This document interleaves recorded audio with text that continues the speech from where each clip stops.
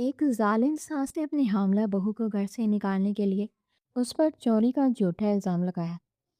کشمکش کے دوران بہو کے ہاتھ سے ایک قدیم آئینہ گر کر ٹوٹ گیا، جس کے فریم کے پیچھے ایک چھپا ہوا خط تھا۔ ساس نے جیسے ہی وہ خط دیکھا، وہ وہیں ساکت رہ گئی، کیونکہ وہ خط اس کے اپنے مرحوم شوہر کا تھا، جس میں درج تھا کہ شہر کے ایک بہت بڑے اور پرانے گھر کی یہ کہانی ہے، جس گھر کی دیواریں بہت اونچی اور مضبوط تھی، اور اس گھر کے اندر ہر طرح کی دولت اور دنیا کی ہر خوشی موجود تھی۔ لیکن اس خوبصورتی اور بے پناہ دولت کے پیچھے ایک بہت بڑا اور گہرا دکھ چھپا ہوا تھا۔ اس بڑے گھر کے مالک لطیف خان اپنے وقت کے ایک نہایت نیک دل اور رحم کرنے والے انسان تھے۔ انہوں نے اپنی ساری زندگی بہت زیادہ محنت اور ایمانداری سے کام کر کے یہ دولت کمائی تھی، اور وہ غریبوں کی بہت مدد کرتے تھے۔ ان کا ماننا تھا کہ دولت انسان کو غرور کے لیے نہیں، بلکہ دوسروں کے کام آنے کے لیے دی جاتی ہے۔ وہ اپنے علاقے کے سب سے معزز اور عزت دار شخص مانے جاتے تھے۔ ہر کوئی ان کی دل سے عزت کرتا تھا، اور ان کے دروازے سے کوئی بھی خالی ہاتھ نہیں لوٹتا تھا۔ وہ یتیموں کی پرورش کرتے تھے اور بیواؤں کی مدد کرتے تھے۔ لیکن ان کی موت کے بعد اس گھر کا سارا نظام ان کی بیوہ رشیدہ بیگم کے ہاتھ میں آ گیا تھا۔ رشیدہ بیگم اپنے شوہر سے بالکل مختلف اور الگ تھی۔ ان کے دل میں کسی غریب کے لیے ذرا برابر بھی کوئی رحم نہیں تھا، اور دولت کا غرور اور تکبر ان کے دماغ میں ہر وقت سوار رہتا تھا۔ وہ لوگوں کو ان کی دولت اور ان کے قیمتی کپڑوں سے پہچانتی تھی، اور غریبوں کو اپنے قریب کھڑا کرنا بھی سخت ناپسند کرتی تھی۔ ان کا سارا دن اپنے سونے اور ہیروں کے زیورات گننے اور اپنی سہیلیوں کے سامنے اپنی دولت کی نمائش کرنے میں گزرتا تھا۔ ان کا ایک ہی بیٹا تھا، جس کا نام اسد تھا۔ اسد اپنی ماں کی طرح سخت دل اور مغرور نہیں تھا، بلکہ اس میں اپنی باپ کی طرح نرم دلی اور شرافت موجود تھی۔ وہ اپنے باپ کے اصولوں پر چلنے والا انسان تھا، اور کاروبار میں بھی انتہائی ایماندار تھا۔ لطیف خان نے اپنی زندگی میں ہی اپنے بیٹے اسد کی شادی ایک انتہائی غریب لیکن نہایت شریف اور معصوم لڑکی زینب سے کر دی تھی۔ زینب کے ماں باپ اس دنیا میں نہیں تھے، اور وہ اپنے بچپن سے ہی بہت سی مصیبتوں اور پریشانیوں کا سامنا کرتی آئی تھی۔ اس نے کبھی کوئی سکھ نہیں دیکھا تھا، اور ہمیشہ محنت مزدوری کر کے اپنے دور کے رشتہ داروں کے گھر اپنا گزارا کیا تھا، جہاں اسے دن رات تانے سننے پڑتے تھے۔ لطیف خان کو ایک ایسی بہو چاہیے تھی جن کے گھر کو گھر بنا کر رکھ سکے، اور جس کے دل میں دولت کا کوئی لالچ نہ ہو، جو رشتوں کی قدر کرنا جانتی ہو۔ جب انہوں نے زینب کو ایک دن ایک غریب عورت کی مدد کرتے اور اپنے حصے کا کھانا اسے دیتے ہوئے دیکھا، تو انہیں لگا کہ یہی لڑکی ان کے بیٹے کے لیے سب سے اچھی ثابت ہوگی، کیونکہ اس کی آنکھوں میں سچائی اور دل میں نیکی تھی۔ لیکن رشیدہ بیگم کو اپنے شوہر کا یہ فیصلہ بالکل بھی قبول نہیں تھا۔ وہ چاہتی تھی کہ ان کی بہو کسی بہت بڑے اور امیر خاندان سے آئے، جس کے پاس بہت سارا سونا اور پیسہ ہو، جس سے ان کی شان و شوکت اور عزت میں مزید اضافہ ہو سکے۔ انہوں نے اس رشتے کی بہت مخالفت کی، اور گھر میں کئی دن تک جھگڑا کیا، مگر لطیف خان کے ضد اور ان کے اٹل فیصلے کے آگے ان کی ایک نہ چلی، اور زینب اس محل جیسے گھر کی بہو بن کر آ گئی۔ شادی کے کچھ ہی عرصے بعد لطیف خان ایک لمبی اور جان لیوا بیماری کے بعد اس دنیا سے رخصت ہو گئے، اور ان کے جاتے ہی گھر کا سارا سکون بھی ہمیشہ کے لیے چلا گیا۔ رشیدہ بیگم نے پورے گھر کا کنٹرول اپنے ہاتھ میں لے لیا تھا، اور انہوں نے زینب پر ظلم اور ستم کے پہاڑ توڑنا شروع کر دیے۔ زینب اب حاملہ تھی، اور اس نازک حالت میں اسے بہت زیادہ آرام کرنے کی ضرورت تھی، لیکن رشیدہ بیگم اسے دن بھر گھر کے سخت ترین کام کرواتی تھی۔ اس بڑے گھر میں بہت سے نوکر اور خادم موجود تھے، جو ہر وقت ہاتھ باندھے کھڑے رہتے تھے، لیکن انہیں سختی سے یہ حکم دیا گیا تھا کہ کوئی بھی زینب کی ذرا سی بھی مدد نہیں کرے گا، اور اگر کسی نے ایسا کیا تو اسے اسی وقت بغیر تنخواہ کی نوکری سے نکال دیا جائے گا۔ زینب کو صبح سویرے سورج نکل سے پہلے ہی اٹھنا پڑتا تھا۔ سب سے پہلے وہ پورے گھر کی صفائی کرتی تھی۔ وہ اکیلی اتنے بڑے صحن اور بے شمار کمروں میں جھاڑو دیتی، اور پھر ٹھنڈے پانی سے سارا فرش دھوتی تھی۔ اس کے ہاتھ مسلسل کام کرنے کی وجہ سے کھردرے ہو گئے تھے، اور اس کی کمر میں شدید درد رہنے لگا تھا۔ اس کے بعد اسے سیدھا باورچی خانے میں جانا پڑتا تھا، جہاں وہ آگ کے سامنے کھڑی ہو کر گھر کے سب لوگوں نوکروں کے لیے کھانا پکاتی تھی۔ گرمی اور آگ کی تپش کی وجہ سے اس کا برا حال ہو جاتا تھا، اس کا چہرہ پسینے سے بھیگ جاتا اور آنکھیں دھوئیں سے سرخ ہو جاتی، لیکن اسے ایک گھونٹ پانی پینے کا یا ایک پل کے لیے بیٹھنے کی بھی اجازت نہیں ہوتی تھی۔ کھانا پکانے کے بعد اسے گھر کے سب لوگوں کے بہت سارے بھاری کپڑے دھونے پڑتے تھے۔ اس کا کمزور جسم تھکاوٹ سے چور ہو جاتا تھا اور حاملہ ہونے کی وجہ سے اس کی حالت اور بھی خراب رہتی تھی۔ اس کے پیروں میں سوجن آ جاتی تھی اور اسے اکثر چکر آنے لگتے تھے۔ اسے کھانے کے لیے صرف سوکھی روٹی اور بچا ہوا سالن دیا جاتا تھا۔ رات کو جب وہ اپنے پرانے بستر پر لیٹتی تو اس کی آنکھوں سے آنسو بہنے لگتے۔ وہ اپنے مقتول والدین کو یاد کرتی اور اپنے اللہ سے رو رو کر دعائیں مانگتی، لیکن وہ چپ چاپ سب کچھ برداشت کرتی تھی، کیونکہ وہ جانتی تھی کہ اس کا اس دنیا میں اسد کے علاوہ کوئی اور سہارا نہیں ہے، اور وہ اسد کو پریشان نہیں کرنا چاہتی تھی۔ اسد اپنے کاروبار کے سلسلے میں اکثر گھر سے باہر شہر سے دور رہتا تھا، اور ان دنوں بھی وہ ایک بہت لمبے تجارتی سفر پر گیا ہوا تھا جسے واپس آنے میں کئی ہفتے لگ سکتے تھے۔ اسد کے جانے کا فائدہ اٹھا کر رشیدہ بیگم نے اپنے ظلم میں مزید اضافہ کر دیا تھا۔ وہ ہر وقت زینب کو طعنے دیتی رہتی اور اسے ذلیل کرنے کا کوئی موقع ہاتھ سے نہیں جانے دیتی تھی۔ روزانہ اسے کہتی تھی کہ تو ایک بھوکے ننگے کاٹ سے آئی ہے اور تو نے یہاں آ کر ہی عزت کی زندگی اور اچھا کھانا دیکھا ہے۔ تیرا اس گھر پر کوئی حق نہیں ہے اور میں تجھے کبھی اس گھر کی مالکی نہیں بننے دوں گی۔ تیری اوقات اس گھر کے نوکروں سے بھی کم ہے اور تو ساری زندگی میری جوتیاں ہی سیدھی کرے گی۔ تیرے جیسے غریب لوگ صرف دوسروں کے ٹکڑوں پر پلنا جانتے ہیں۔ زینب اپنے آنسو پی کر رہ جاتی اور اپنے آنے والے بچے کی خاطر سب کچھ خاموشی سے سنتی رہتی اور اپنے اللہ سے صبر مانگتی۔ اسے امید تھی کہ ایک دن اس کے حالات ضرور بدلیں گے اور اسد واپس آ کر اسے اس عذاب سے نکالے گا اور اسے اس گھر میں اس کا جائز مقام دلوائے گا۔ رشیدہ بیگم کو یہ بات اندر ہی اندر دیمک کی طرح کھا رہی تھی کہ زینب ماں بننے والی ہے اور اس کے پیٹ میں ان کے خاندان کا وارث پل رہا ہے۔ انہیں اس بات کا بہت زیادہ خوف اور ڈر تھا کہ اگر بچہ پیدا ہو گیا تو زینب کی اس گھر میں جگہ ہمیشہ کے لیے مسموط ہو جائے گی، اور اسد کبھی بھی اسے اور اپنے بچے کو اپنی سے دور نہیں ہونے دے گا۔ وہ چاہتی تھی کہ کسی طرح بچے کی پیدائش سے پہلے ہی زینب کو اس گھر سے ہمیشہ کے لیے نکال کر باہر کرے، تاکہ وہ اپنے بیٹے اسد کی شادی اپنی پسند کی کسی بہت امیر عورت سے کروا سکے جو ان کے لیے ڈھیروں سونا اور بے تحاشا دولت لے کر آئے۔ انہوں نے کئی بار اسد کے سامنے زینب کی برائی کرنے کی کوشش کی تھی اور اسے جھوٹی کہانیاں سنائی تھی کہ زینب ان کی ذرا بھی عزت نہیں کرتی اور سارا دن کان چوری کرتی ہے اور ان کے ساتھ بدتمیزی سے پیش آتی ہے۔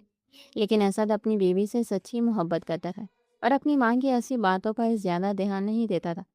وہ جانتا تھا کہ زینب بہت معصوم اور سیدھی سادی ہے اور اس کی ماں کو اس سے بلا وجہ کی نفرت ہے۔ اس لیے رشیدہ بیگم کو بخوبی احساس ہو گیا تھا کہ اسد کو زینب کے خلاف کرنے کے لیے کوئی عام بات یا چھوٹی موٹی شکایت ہرگز کافی نہیں ہوگی۔ انہیں کوئی ایسی بڑی اور خطرناک چال چلنی ہوگی جس سے اسد کے دل میں زینب کے لیے ہمیشہ کے لیے شدید نفرت پیدا ہو جائے اور وہ خود اسے اپنے ہاتھوں سے دھکے دے کر گھر سے نکال دے۔ وہ دن رات اپنے عالیشان کمرے میں نرم بستر پر اکیلی بیٹھی یہی سوچتی رہتی کہ آخر ایسی کون سی ترکیب آزمائی جائے جس میں زینب پوری طرح پھنس جائے اور اس کے پاس اپنی بے گناہی ثابت کرنے کا کوئی راستہ نہ بچے۔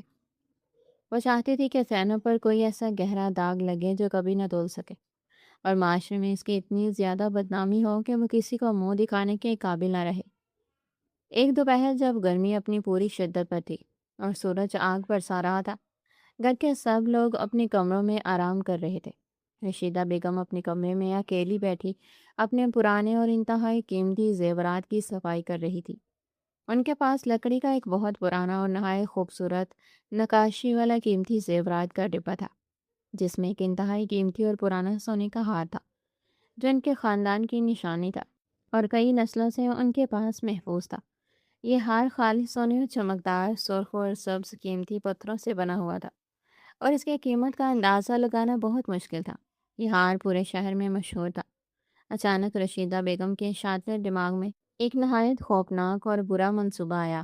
انہوں نے سوچا کہ اگر یہ خاندانی اور بیش قیمت ہار چوری ہو جائے اور اس چوری کا سیدھا الزام زینب پر لگ جائے تو اسد، جو اپنے خاندانی وقار کا بہت خیال رکھتا ہے، کبھی بھی اسے معاف نہیں کرے گا۔ चोरी जैसा बड़ा और गंदा जुर्म साबित होने पर जैनब को घर से निकालना इंतहाई आसान हो जाएगा और पूरे ख़ानदान और शहर में उसकी ऐसी बदनामी होगी कि कोई उस पर भरोसा नहीं करेगा और ना ही उसे अपने घर में पनाह देगा। उनके चेहरे पर एक जालमाना और भयानक मुस्कुराहट उभर आई और उन्होंने इस भारी हार को मजबूती से अपनी मुट्ठी में पकड़ लिया। उस वक्त जैनब सख्त गर्मी में बावर्ची खाने में अकेली काम कर रही थी और रात के खाने की तैयारी कर रही थी, जबकि बाकी तमाम नौकर अपने कमरों में गहरी नींद सो रहे थे। रशीदा बेगम दबे पांव एहतियात से अपने कमरे से निकली और दीवारों के साथ साथ चलते हुए जैनब के कमरे की तरफ बढ़ी। जैनब का कमरा घर के एक ऐसे पिछले हिस्से में था जहां आमतौर पर कोई आता जाता नहीं था, और वो कमरा बहुत छोटा और सादा सा था, जिसमें सिर्फ एक पुरानी टूटी हुई चारपाई और इसके कपड़ों का एक पुराना लोहे का बॉक्स रखा हुआ था। रशीदा बेगम ने आहिस्ता से बगैर कोई आवाज़ किए दरवाज़ा खोला और अंदर दाखिल हो गई। उन्होंने जल्दी से इधर उधर देखा कि कोई इन्हें देख तो नहीं रहा, और फिर इस इंतहाई कीमती हार को जैनब के पुराने और फटे हुए कपड़ों वाले बक्से में सबसे नीचे गहराई में छुपा दिया, ताकि किसी को शक न हो और जब तलाशी ली जाए तो हार आसानी से मिल भी जाए। हार छुपाने के बाद वह जल्दी से कमरे से बाहर आई और वापस अपनी आराम गाह में जाकर सुकून से लेट गए। उनका दिल खुशी और जोश से ज़ोर ज़ोर से धड़क रहा था। उन्हें इस बात की भी पनाह खुशी थी कि उनका बुरा मंसूबा बिल्कुल ठीक तरह से मुकम्मल हो गया है और अब जैनब के दिन इस घर में गिने जा चुके हैं। अब बस उन्हें शाम का इंतज़ार था, जब वो सबके सामने हंगामा खड़ा कर सके और जैनब को चोर साबित करके जलील करके घर से निकाल सके। शाम का वक्त था और सूरज डूबने के करीब था। आसमान पर सुर्खी फैली हुई थी। जैनब दिन भर की सख्त मेहनत के बाद थक कर अपनी कमरे की तरफ जा रही थी, ताकि थोड़ी देर चारपाई पर लेटकर अपनी दुखती हुई कमर को आराम दे सके कि अचानक बाहर बड़े सहन से रशीदा बेगम की ज़ोर ज़ोर से चीखने और चिल्लाने की आवाज़ें आने लगी। उनकी आवाज़ में इतनी शिद्दत और गुस्सा था कि पूरा घर गूंज उठा और तमाम नौकर घबरा कर दौड़ते हुए सहन में जमा हो गए। जैनब भी परेशान होकर बाहर निकली। उसने देखा कि रशीदा बेगम सहन के बिल्कुल बीच में खड़ी थी और बार बार अपने सर पर हाथ मारकर जूठा रो रही थी। वह चिल्ला चिल्ला कर और पीट पीट कर कह रही थी कि मैं बर्बाद हो गई, मेरा सब कुछ लुट गया, मेरी ज़िंदगी भर की जमा पूंजी और मेरे ख़ानदान की सबसे बड़ी निशानी, मेरा सबसे कीमती हार किसी ने चुरा लिया है। उन्होंने वहाँ जमा होने वाले तमाम नौकरों की तरफ नहायत गुस्से और शक की तेज़ नज़रों से देखा और ऊंची आवाज़ में कहा कि इस घर के अंदर बाहर से कोई नहीं आता, दरवाजे सारा दिन बंद रहते हैं, इसलिए मुझे पूरा यकीन है कि ज़रूर तुम में से ही किसी ने नमक हरामी की है और मेरी दौलत पर हाथ साफ किया है। जिसने भी ये किया है मैं इसे ज़िंदा नहीं छोड़ूंगी और पुलिस के हवाले कर दूंगी। जैनब आगे बढ़ी और नहायत नरमी और डरते डरते अपनी सांस के करीब जाकर पूछा कि क्या मसला है, वो इतना क्यों परेशान है और क्या चीज़ गुम हो गई है। रशीदा बेगम ने जैसे ही जैनब की आवाज़ सुनी, उनकी आंखों में जैसे खून उतर आया। उन्होंने गुस्से से आगे बढ़कर जैनब का बाजू इंतहाई ज़ोर से पकड़ लिया और उसे घसीटते हुए सब लोगों के बिल्कुल सामने ले आई। उन्होंने अपनी उंगली जैनब के मासूम और डरे हुए चेहरे की तरफ उठाई और निहायत गुस्से और कड़वे लहजे में चिल्लाकर कहा कि तुम मुझसे पूछती है कि क्या हुआ है, तेरी हिम्मत कैसे हुई मुझसे ये सवाल करने की। मेरे घर में चोरी हुई है, मेरा सोना गायब है और मुझे पूरा यकीन है कि यह घटिया काम किसी और ने नहीं बल्कि सिर्फ और सिर्फ तूने किया है। तू ही इस घर में एक भूखी और नंगी आई थी, जिसके पास पहनने को जूता भी नहीं था, और तेरी ये ख़राब नीयत मेरे कीमती जेवर पर पड़ी है। तू ही वो चोर है जिसने मेरा हार चुराया है और अब तू मासूम बनने का ड्रामा कर रही है। मैं तुझे इस घर से निकाल कर ही दम लूँगी और सबको बताऊँगी कि तेरी असल हकीकत क्या है। रशीदा बेगम की कड़कदार और गुस्से से भरी हुई आवाज़ पूरे सहन में गूंज रही थी और सब नौकर बुत बने खड़े थे। जैनब के पैरों तले से जैसे ज़मीन निकल गई हो। उसका सांस एक पल के लिए रुक गया और इसके दिल की धड़कन इतनी तेज़ हो गई कि उसे अपने कानों में सुनाई देने लगी। उसकी बड़ी बड़ी मासूम आंखों से आंसुओं का एक ना रुकने वाला सैलाब बह निकला।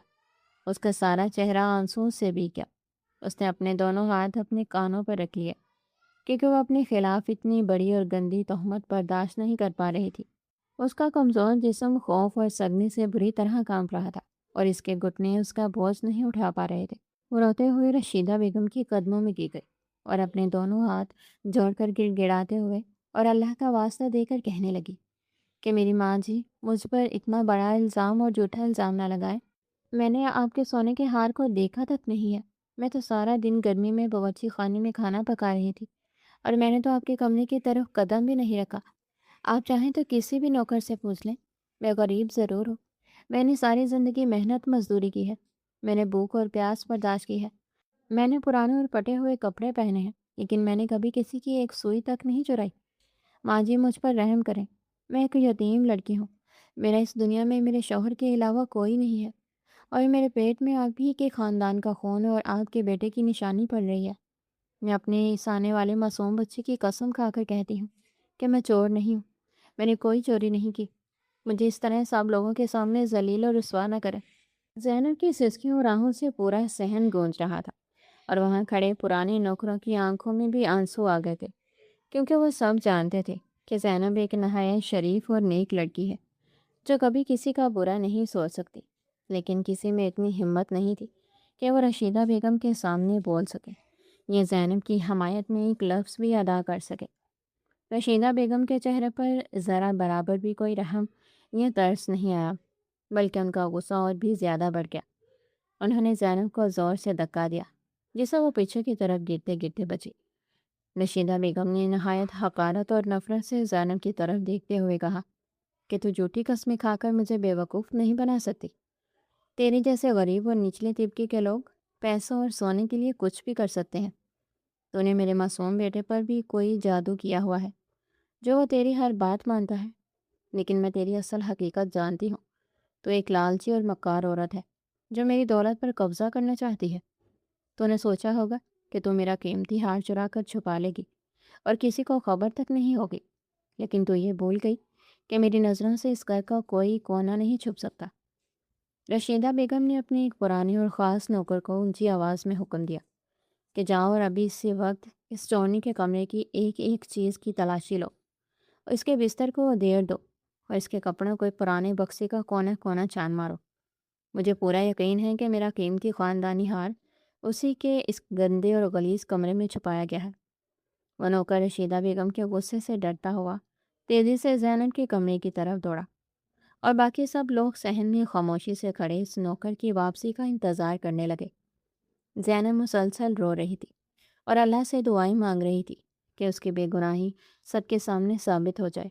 اسے اپنے اللہ پر پورا بھروسہ تھا کہ جس نے کبھی چوری نہیں کی اسے کوئی جھوٹا چور ثابت نہیں کر سکتا، لیکن وہ یہ نہیں جانتی تھی کہ یہ سارا کھیل خود اس کی ظالم ساس نے رچایا ہے تاکہ اسے ہمیشہ کے لیے اس گھر سے نکال سکے۔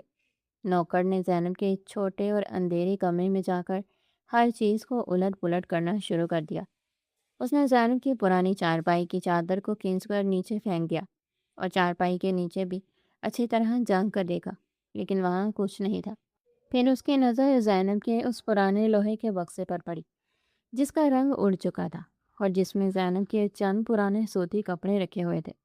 نوکر نے اس بکسے کا ڈھکن کھولا اور اس میں رکھے ہوئے تمام کپڑوں کو ایک ایک کر کے باہر نکال کر فرش پر پھینکنا شروع کر دیا۔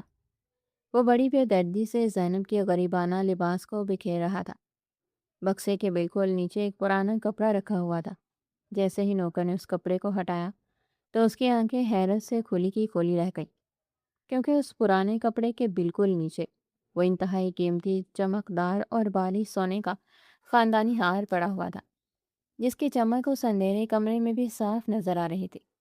نوکر نے جلدی سے اپنے کانپتے ہوئے ہاتھوں سے اس بھاری ہار کو اٹھایا اور تیزی سے دوڑتا ہوا واپس بڑے صحن کی طرف آیا جہاں سب لوگ بے چینی سے اس کا انتظار کر رہے تھے۔ نوکر نے ہانپتے ہوئے وہ چمکتا ہوا سونے کا ہار سب کے سامنے رشیدہ بیگم کے ہاتھوں میں رکھ دیا اور ڈرتے ہوئے کہا کہ بیگم صاحبہ، یہ ہار مجھے اسی لڑکی کے کمرے سے اس کے کپڑوں کے پرانے بکسے کے بالکل نیچے چھپا ہوا ملا ہے۔ اس نے اسے بہت ہوشیاری سے چھپایا تھا تاکہ کسی کو نظر نہ آ سکے۔ جیسے ہی وہ ہار رشیدہ بیگم کے ہاتھ میں آیا، ان کے چہرے پر ایک نہایت ظالمانہ اور فتح مندانہ مسکراہٹ پھیل گئی جو ان کی دلی خوشی کو ظاہر کر رہی تھی۔ انہوں نے سار کو ہوا میں بلند کیا تاکہ وہاں کھڑے تمام نوکر اسے اچھی طرح دیکھ سکے، اور پھر انہوں نے زینب کی طرف مڑ کر انتہائی زہریلے और तंजिया लहजे में कहा, क्या बता चोरनी, अब तेरी वो झूठी कस्में और तेरे वो मासूम आंसू कहाँ गए? क्या ये हार खुद चलकर तेरे बक्से में जाकर छुप गया था? तूने मेरे ही घर का खाया और मेरे ही घर में नकब लगाई। तूने जिस थाली में खाया उसी में छेद किया। तो एक आस्तीन का सांप है जिसे मेरे पागल बेटे ने अपने गले में डाल रखा है। आज तेरा असली और भयानक चेहरा सबके सामने आ गया है और अब कोई भी तेरी किसी झूठी बात पर ज़रा बराबर भी यकीन नहीं करेगा। ज़ैनब ने जब इसार को अपने कमरे से बरामद होते हुए देखा तो इसके दिमाग पर जैसे किसी ने बहुत भारी हथौड़ा मार दिया हो। उसकी आंखों के सामने अंधेरा छा गया और उसके जिस्म की सारी ताकत जैसे ख़त्म हो गई। वो फटी फटी आंखों से कभी सार को देखती और कभी अपनी जालिम सास के मुस्कुराते हुए चेहरे को देखती। उसे कुछ समझ नहीं आ रहा था कि ये सब क्या हो रहा है और यह कीमती हार उसके कमरे तक कैसे पहुंचा। वो तो सुबह से बावर्ची खाने में मुसलसल काम कर रही थी। अचानक उसके मासूम दिमाग में ये बात बिजली की तरह गूंजी कि यह सब कुछ जानबूझकर किया गया है और इसे एक सोची समझी साजिश के तहत फंसाया गया है। उसे एहसास हो गया कि उसकी सास उसे घर से निकालने के लिए किसी भी हद तक जा सकती है और आज उन्होंने अपनी नफरत में अंधे होकर उसे चोर बना दिया है। ज़ैनब एक बार फिर रशीदा बेगम की कदमों की तरफ पड़ी और रोते हुए चिल्लाई कि ये झूठ है, ये बहुत बड़ा धोखा है। माँ जी, मैंने ये हार नहीं चुराया। मुझे नहीं मालूम कि ये मेरे कमरे में कैसे आया। ज़रूर किसी ने मेरे खिलाफ बहुत बड़ी साजिश की है। मुझे मेरे शौहर के आने तक का वक्त दे दें।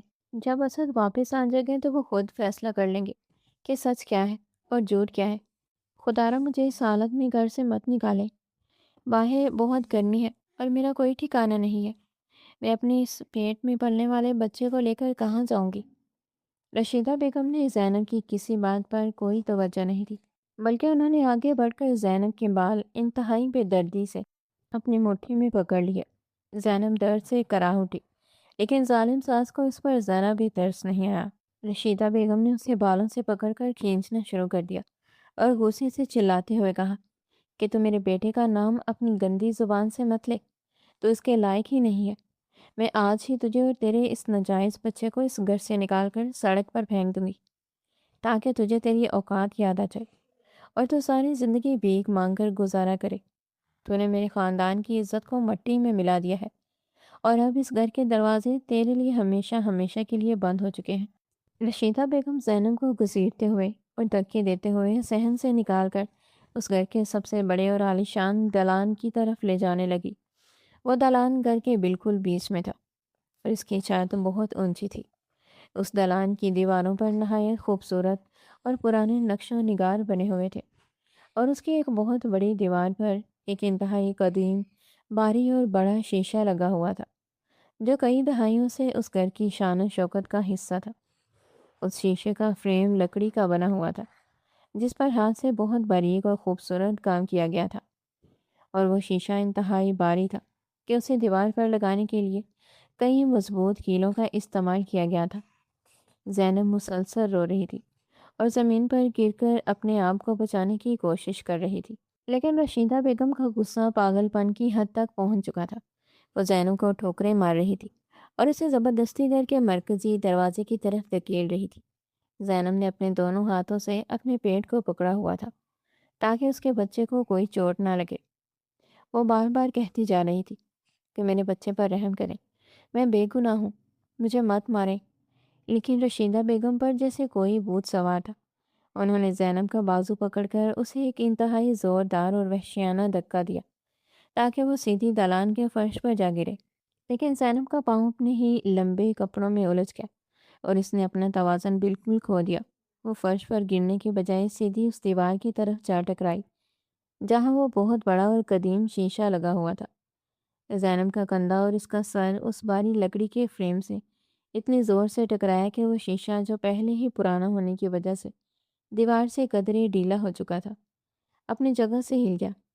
ज़ैनब दर्द के मारे फर्श पर गिर गई और इसके सर से हल्का सा खून बहने लगा। इससे पहले कि वो संभल पाती या कोई कुछ समझ पाता, वो इंतहाई भारी और बड़ा शीशा दीवार से उखड़कर एक नहायत खौफनाक और कान फाड़ देने वाली आवाज़ के साथ सीधा फर्श पर आ गिरा। شیشہ گرنے کی آواز اتنی بلند اور بھیانک تھی کہ پورے گھر کی دیواریں اور فرش تک لرز اٹھے اور ایسا لگا جیسے کوئی بہت بڑا دھماکہ ہوا ہو۔ وہ قیمتی اور قدیم شیشہ فرش پر گرتے ہی ہزاروں چھوٹے بڑے ٹکڑوں میں بٹ گیا اور چکنا چور ہو گیا۔ اس کے لکڑی کے بائی فریم کے کئی حصے ٹوٹ کر دور دور تک بکھر گئے۔ دلان میں شیشے کے ٹکڑوں کی ایک بارش سی ہو گئی اور چاروں طرف دھول اور مٹی اڑنے لگی۔ تمام نوکر خوف اور دہشت کے مارے پیچھے ہٹ گئے اور پورے دلان میں ایک گہرا اور خوفناک سناٹا چھا گیا، جس میں صرف زینب کے کراہنے اور رونے کی ہلکی ہلکی آوازیں آ رہی تھی۔ رشیدہ بیگم کچھ دیر کے لیے اس اچانک ہونے والے حادثے پر ہکا بکا رہ گئی اور انہیں سمجھ نہیں آیا کہ کیا ہوا ہے۔ لیکن جب دھول تھوڑی کم ہوئی تو انہوں نے اپنے خاندان کے اس اتنے پرانے اور قیمتی شیشے کو فرش پر ہزاروں ٹکڑوں میں بکھرا ہوا دیکھا تو ان کا غصہ آسمان کی بلندیوں کو چھونے لگا۔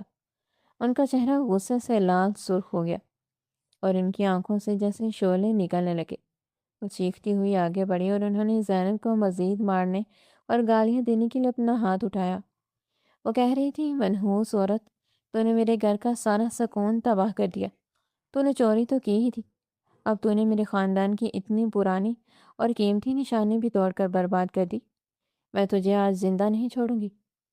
رشیدہ بیگم جیسے ہی زینب کو مارنے کے لیے شیشے کے بکھرے ہوئے ٹکڑوں کے قریب پہنچی اور ان کی نظر فرش پر پڑے ہوئے اس پرانے اور ٹوٹے ہوئے لکڑی کے فریم پر پڑی تو ان کے قدم اچانک وہیں کے وہیں جم گئے۔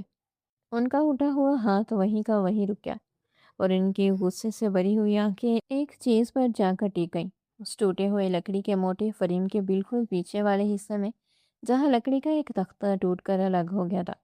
وہاں سے ایک پرانا زرد اور مڑا ہوا کاغذ کا ٹکڑا باہر جھانک رہا تھا۔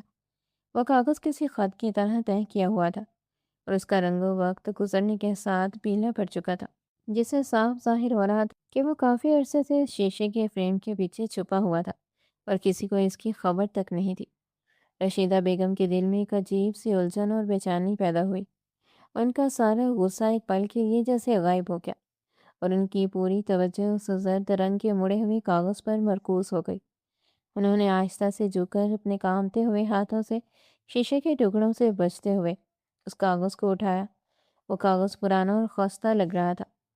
رشیدہ بیگم نے دھڑکتے ہوئے دل کے ساتھ اس طے کیے ہوئے کاغذ کو کھولا اور اس پر لکھی ہوئی تحریر پر اپنی نظریں دوڑائیں۔ جیسے ہی ان کی نظر اس خط کی پہلی سطر پر پڑی اور انہوں نے اس تحریر کی لکھائی کو پہچانا تو ان کے ہاتھوں سے وہ خط گرتے گرتے بچا۔ ان کا چہرہ جو ابھی کچھ دیر پہلے غصے سے لال تھا بالکل سفید اور زرد پڑ گیا۔ ان کی ٹانگوں کی طاقت جیسے ختم ہو گئی اور وہ وہیں اس ٹوٹے ہوئے شیشے کے پاس پتھر کے مجسمے کی طرح ساکت کھڑی رہ گئی۔ ان کی آنکھیں پھٹی کی پھٹی رہ گئی اور سانس سینے میں اٹک گئی، کیونکہ وہ لکھائی کسی اور کی نہیں بلکہ ان کے اپنے مرحوم شوہر اور اس گھر کے مالک لطیف خان کی تھی، اور وہ کاغذ ان کا لکھا ہوا ایک انتہائی خفیہ خط تھا جو انہوں نے اپنی موت سے پہلے اس شیشے کے پیچھے چھپا دیا تھا۔ پورے دلان میں موت جیسا سناٹا چھایا ہوا تھا اور تمام نوکر حیرت سے اپنی مالکن کے چہرے کے بدلتے ہوئے رنگوں کو دیکھ رہے تھے۔ زینب جو فرش پر شیشے کے ٹکڑوں کے قریب گری ہوئی تھی اور جس کے سر سے خون بہہ رہا تھا، وہ بھی درد کے مارے کراہتے ہوئے اپنی سانس کی طرف دیکھ رہی تھی، جسے اچانک جیسے سانپ سونگھ گیا۔ رشیدہ بیگم کی سانسیں اکھڑ رہی تھیں اور ان کے دل کی دھڑکن اتنی تیز ہو چکی تھی کہ انہیں اپنا سینہ پھٹتا ہوا محسوس ہو رہا تھا۔ انہوں نے کانپتی ہوئی انگلیاں سے اس خط کو پورا کھولا اور اسے پڑھنا شروع کیا۔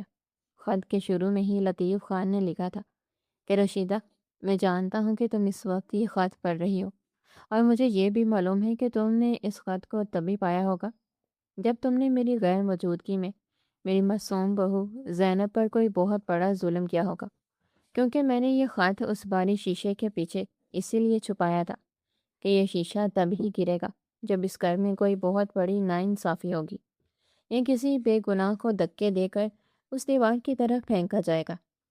لطیف خان نے مزید لکھا تھا کہ رشیدہ، میں تمہارے ساتھ اتنے سال رہا ہوں اور میں تمہاری فطرت اور تمہاری رگ رگ سے واقف ہوں۔ میں جانتا تھا کہ تمہارے دل میں دولت کا کتنا لالچ ہے اور تم غریبوں سے کتنی نفرت کرتی ہو۔ مجھے معلوم تھا کہ میرے مرنے کے بعد تم کبھی بھی زینب کو اس گھر میں سکون سے جینے نہیں دو گی، اور تم اسے اور اس کے آنے والے بچے کو اس گھر سے نکالنے کے لیے ہر ممکن کوشش کرو گی۔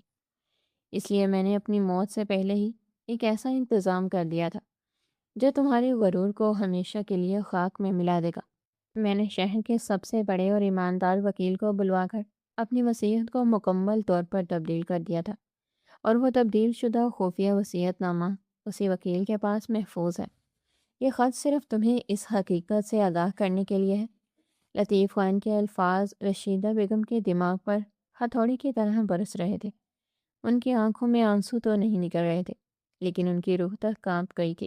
خط میں آگے لکھا تھا کہ میری پرانی وصیت کے مطابق میرے مرنے کے بعد اس گھر کی اور میری تمام دولت کی مالکن تم تھی، لیکن میری اس نئی اور آخری وصیت کے مطابق میں نے ایک انتہائی سخت شرط رکھی ہے۔ اگر تم نے زینب کے ساتھ کوئی بھی زیادتی کی یا اس پر کوئی جھوٹا الزام لگا کر اسے گھر سے نکالنے کی کوشش کی، یا اس کی آنکھ سے تمہاری وجہ سے ایک بھی آنسو گرا، تو میری ساری جائیداد، میرا یہ عالیشان گھر، میرا سارا کاروبار، میرے تمام بینک کے کھاتے اور میری تمام قیمتی خاندانی زیورات اسی وقت زینب کے نام منتقل ہو جائیں گی، اور تمہارا اس گھر میں کسی بھی چیز پر کوئی حق نہیں رہے گا۔ تمہیں صرف اور صرف زندہ رہنے کے لیے 2 وقت کی روٹی اور ایک چھوٹا سا کمرہ دیا جائے گا جو نوکروں کے حصے میں ہے۔ لطیف خان نے لکھا تھا کہ میں نے اپنے ساری زندگی ایمانداری اور محنت سے غریبوں کی مدد کی گزاری ہے، اور میں نہیں چاہتا کہ میری کمائی ہوئی دولت کسی ظالم عورت کے ہاتھ میں رہے جو میری بہو کو رلائے۔ اس لیے میں نے اپنی ساری دولت کا وارث زینب کو بنا دیا ہے، کیونکہ اس کے دل میں رحم ہے، اور وہ میری دولت کو غرور کے لیے نہیں بلکہ اچھے کاموں کے لیے استعمال کرے گی۔ اگر تم نے زینب کو دکھ دیا ہے تو سمجھ لو کہ تم نے اپنے ہی ہاتھوں سے اپنی بربادی کا راستہ چن لیا ہے، اور تم اب اس گھر کی مالکی نہیں بلکہ ایک محتاج عورت بن چکی ہو۔ رشیدہ بیگم نے جیسے ہی الفاظ پڑھے، ان کے ہاتھ سے وہ کاغذ چھوٹ کر فرش پر گر گیا۔ ان کے گھٹنوں کی طاقت ختم ہو گئی، اور وہ اسی ٹوٹے ہوئے شیشے کے ٹکڑوں کے پاس دھڑام سے زمین پر گر گئے۔ ان کا سارا غرور، ان کا تکبر اور ان کی وہ ساری ہوشیاری جس پر انہیں اتنا ناز تھا، وہ سب کچھ ایک پل میں مٹی میں مل گیا تھا۔ انہیں اچانک یہ احساس ہوا کہ انہوں نے کتنا بڑا اور بھیانک کھیل کھیلا تھا۔ انہوں نے خود اپنے ہاتھوں سے وہ قیمتی ہار زینب کے کمرے میں چھپایا تھا تاکہ اسے چور ثابت کر کے گھر سے نکال سکے، لیکن انہیں یہ معلوم نہیں تھا کہ ان کی یہی چال ان کے گلے کا پھندا بن جائے گی۔ انہوں نے خود اپنے قدموں پر کلہاڑی ماری تھی اور اپنی ہی کھودی ہوئی خندق میں گر گئی تھی۔ اگر وہ زینب پر ظلم نہ کرتی اور اسے چوری کے جھوٹے الزام میں دھکے دے کر اس شیشے کی طرف نہ پھینکتی، تو یہ راز کبھی باہر نہ آتا اور وہ ہمیشہ اس گھر کی مالکن رہتی۔ لیکن قدرت کو ان کا ظلم منظور نہیں تھا۔ قدرت نے زینب جیسی معصوم لڑکی کے ساتھ ہونے والے ظلم کا بدلہ لینے کا فیصلہ کر لیا تھا، اور رشیدہ بیگم کو ان کے کیے کی اتنی بڑی اور خوفناک سزا ملی تھی جس کا انہوں نے خواب میں بھی نہیں سوچا تھا۔ ان کی حالت اس وقت ایک کٹے ہوئے درخت جیسی تھی جس کی جڑیں زمین سے اکھڑ چکی ہوں، اور وہ زمین پر بیٹھی اپنے بال نوچ رہی تھی اور زور زور سے رو رہی تھی، لیکن اب ان کے رونے کا کوئی فائدہ نہیں تھا کیونکہ تیر کمان سے نکل چکا تھا۔ اسی وقت گھر کے بڑے صحن کا بھاری دروازہ ایک زوردار آواز کے ساتھ کھلا اور اسد گھر کے اندر داخل ہوا۔ وہ اپنے تجارتی سفر سے مقررہ وقت سے بہت پہلے واپس آ گیا تھا، کیونکہ اسے راستے میں ہی کسی وجہ سے اپنا سفر منسوخ کرنا پڑا تھا۔ جیسے ہی اسد دالان میں پہنچا تو اس کے سامنے ایک انتہائی ہولناک منظر تھا۔ پورا دالان ٹوٹے ہوئے شیشے کے ٹکڑوں سے بھرا ہوا تھا۔ اس کی حاملہ بیوی زینب فرش پر خون میں لت پت پڑی کراہ رہی تھی، اور اس کی ماں رشیدہ بیگم زمین پر بیٹھی رو رہی تھی، اور ان کے پاس ایک پرانا خط پڑا ہوا تھا۔ اسد گھبرا کر تیزی سے زینب کی طرف دوڑا، اور اس نے زینب کا خون سے بھرا ہوا سر اپنے بازو میں اٹھا لیا۔ اس کی آنکھوں میں آنسو آ گئے، اور اس نے زینب سے پوچھا کہ یہ سب کیا ہوا ہے، اور تمہیں یہ چوٹ کیسے لگی؟ زینب اتنی کمزور ہو چکی تھی کہ وہ کچھ بھی بولنے کے قابل نہیں تھی، وہ صرف رو رہی تھی، اور اسد کا ہاتھ مضبوطی سے پکڑے ہوئے تھی۔ اسد نے غصے سے چاروں طرف دیکھا اور وہاں کھڑے تمام نوکروں سے اونچی آواز میں پوچھا کہ یہاں کیا ہوا ہے، اور میری بیوی کی یہ حالت کس نے کی ہے؟ نوکر جو اتنے عرصے سے رشیدہ بیگم کے ظلم سے تنگ تھے اور آج جب انہوں نے اپنی مالکن کو زمین پر گرے اور بے بس دیکھا تو ان کی ہمت بن گئی۔ اس پرانے نوکر نے جس نے زینب کے کمرے سے ہار نکالا تھا وہ آگے بڑھا اور اس نے ہاتھ جوڑ کر اسد کو ساری حقیقت سچ سچ بتا دی۔ اس نے بتایا کہ کیسے رشیدہ بیگم نے زینب پر خاندانی ہار چرانے کا جھوٹا اور گندا الزام لگایا، اور کیسے انہوں نے زبردستی مجھے زینب کے کمرے کی تلاشی لینے پر مجبور کیا اور وہاں سے وہ ہار نکلوایا۔ نوکر نے روتے ہوئے کہا کہ چھوٹے مالک، ہمیں یقین ہے کہ وہ ہار زینب بی بی نے نہیں چرایا، بلکہ بڑی بیگم صاحبہ نے خود اسے وہاں چھپایا تھا تاکہ زینب بی بی کو گھر سے نکالا جا سکے، اور اس کے بعد انہوں نے زینب بی بی کو بے دردی سے مارا اور دھکے دے کر اس شیشے کی طرف پھینکا جس سے یہ شیشہ ٹوٹ گیا اور ان کے سر پر چوٹ لگی۔ اسد کے لیے سب سننا انتہائی تکلیف دیتا۔ اسے اپنی ماں کے ظلم کا تو اندازہ تھا، لیکن وہ یہ نہیں جانتا تھا کہ وہ اتنی گر سکتی ہیں کہ ایک بے گناہ حاملہ لڑکی پر چوری کا اتنا گھٹیا الزام لگا دے۔ اس کا خون کھولنے لگا۔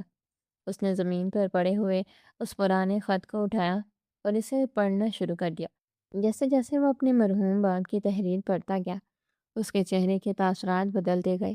اسے اپنے باپ کی دور اندیشی پر فخر محسوس ہوا اور اپنی ماں کی حرکتوں پر شدید شرمندگی اور غصہ آیا۔ خط پڑھنے کے بعد حسن نے اس خط کو اپنی جیب میں رکھا اور اپنی ماں کے پاس جا کر کھڑا ہو گیا۔ رشیدہ بیگم نے اپنے بیٹے کی طرف دیکھا۔ ان کی آنکھوں میں اب ندامت اور خوف تھا۔ انہوں نے اسد کے پاؤں پکڑنے کی کوشش کی اور روتے ہوئے کہنے لگی کہ مجھے معاف کر دو بیٹا، مجھ سے بہت بڑی غلطی ہو گئی، مجھے لالچ نے اندھا کر دیا تھا۔ لیکن اسد نے اپنے پاؤں پیچھے ہٹا لیے اور نہایت سرد اور غصے بھرے لہجے میں کہا کہ آپ نے جو کیا ہے اس کی معافی میرے پاس نہیں ہے۔ آپ نے میرے باپ کی عزت کو مٹی میں ملا دیا ہے۔ آپ نے ایک یتیم اور بے گناہ لڑکی پر چوری کا الزام لگایا اور میرے آنے والے بچے کی جان خطرے میں ڈالی۔ آپ نے ثابت کر دیا ہے کہ آپ اس گھر اور خاندان کی مالکن کہلانے کے لائق ہی نہیں ہے۔ اسد نے اسی وقت اپنے ایک نوکر کو بھیج کر شہر کے اس وکیل کو بلوایا جس کا ذکر خط میں تھا۔ وکیل صاحب کچھ ہی دیر میں اپنے ساتھ پرانے اور تصدیق شدہ قانونی کاغذات لے کر گھر پہنچ گئے۔ انہوں نے سب کے سامنے وہ خفیہ وصیت نامہ پڑھ کر سنایا جس میں واضح طور پر لکھا تھا کہ رشیدہ بیگم کی جانب سے زینب پر کسی بھی قسم کا ظلم ہونے کی صورت میں تمام جائیداد زینب کے نام منتقل ہو جائے گی۔ وکیل صاحب نے بتایا کہ یہ وصیت قانونی طور پر بالکل درست ہے اور آج سے اس جائیداد اور تمام کاروبار کی اکلوتی مالکن زینب ہے، اور رشیدہ بیگم کا اب ان چیزوں پر کوئی قانونی حق نہیں رہا۔ یہ سنتے ہی رشیدہ بیگم پر جیسے غشی کے دورے پڑنے لگے۔ وہ جن خاندانی زیورات پر غرور کرتی تھی، جن پیسوں کی وجہ سے وہ غریبوں کو حقیر سمجھتی تھی، وہ سب کچھ ان کے ہاتھوں سے ریت کی طرح پھسل گیا تھا۔ اسد نے اپنی ماں سے کہا کہ میرے باپ کی وصیت کے مطابق آپ کو اس گھر سے نکالا تو نہیں جائے گا، لیکن اب آپ کا مقام وہ نہیں رہا جو پہلے تھا۔ اب آپ کو گھر کے پچھلے حصے میں موجود ان چھوٹے کمروں میں سے ایک میں رہنا پڑے گا جہاں ہمارے پرانے خادم رہتے ہیں۔ آپ کے پاس موجود تمام چابیاں اور تمام اختیارات آج سے زینب کے پاس ہے۔ رشیدہ بیگم داڑیں مار مار کر رونے لگی اور اپنی قسمت کو کوسنے لگی، لیکن اب ان کے پاس پچھتاوے کے سوا کچھ نہیں بچا تھا۔ دوسری طرف ڈاکٹر کو بلوا کر زینب کی مرہم پٹی کی گئی اور اسے آرام کے لیے اس کے کمرے میں پہنچا لیا گیا۔ جب زینب کو تھوڑا ہوش آیا اور اسے ان سب حالات کا پتہ چلا تو اس کے معصوم دل میں ذرا برابر بھی کوئی غرور یا انتقام کا جذبہ پیدا نہیں ہوا۔ وہ جانتی تھی کہ دنیا کی یہ دولت اور یہ مرتبے سب عارضی ہیں۔ اس نے اسد سے کہا کہ وہ اپنی ماں کے ساتھ اتنی سختی نہ کرے کیونکہ وہ آخر کار اس کی ماں ہے اور وہ انہیں معاف کرنے کے لیے تیار ہے۔ لیکن اسد نے زینب کے سر پر ہاتھ رکھا اور کہا کہ تم نے بہت صبر کیا ہے اور بہت ظلم برداشت کیا ہے۔ قدرت نے تمہیں تمہارے صبر کا پھل دیا ہے اور میری ماں کو ان کے تکبر کی سزا ملی ہے۔ اب جو میرے باپ کا فیصلہ ہے وہی اس گھر کا قانون ہے۔ یہ گھر اور یہ سارا نظام اب تمہارے ہاتھوں میں ہے کیونکہ تم ہی اس کے اصل حقدار ہو۔ اس دن کے بعد اس بڑے اور عالیشان گھر کا نقشہ ہی بدل گیا۔ جو گھر پہلے رشیدہ بیگم کے غرور اور ظلم کا گھر تھا اب وہ زینب کی نرم دلی اور سخاوت کا مرکز بن گیا تھا۔ زینب نے گھر کے تمام نوکروں کے ساتھ بہت اچھا سلوک کرنا شروع کر دیا، ان کی تنخواہیں بڑھا دی اور انہیں آرام کا وقت بھی دیا، جس کی وجہ سے پورا گھر خوشیوں سے بھر گیا۔ وہ غریبوں اور مسکینوں کی مدد کرتی اور اپنے مرحوم سسر لطیف خان کے نام پر خیرات کرتی۔ رشیدہ بیگم گھر کے پچھلے حصے کے ایک چھوٹے سے اور سادہ سے کمرے میں اپنی زندگی کے باقی دن گزار رہی تھی۔ ان کے جسم پر اب کوئی قیمتی ریشمی کپڑا یا سونے کا زیور نہیں تھا، بلکہ وہ سادہ سوتی کپڑے پہنتی تھی۔ انہیں سارا دن اکیلے بیٹھ کر اپنے کیے پر پچھتانا پڑتا تھا۔ وہ دیکھتی تھی کہ جس زینب کو وہ اپنے گھر کی نوکرانی سے بھی کمتر سمجھتی تھی، آج وہ پورے خاندان کی مالکن ہے اور سب اس کی دل سے عزت کرتے ہیں۔ انہیں یہ احساس بری طرح کھایا جا رہا تھا کہ ان کے اپنے بچھائے ہوئے جال نہیں انہیں شکار کر لیا ہے۔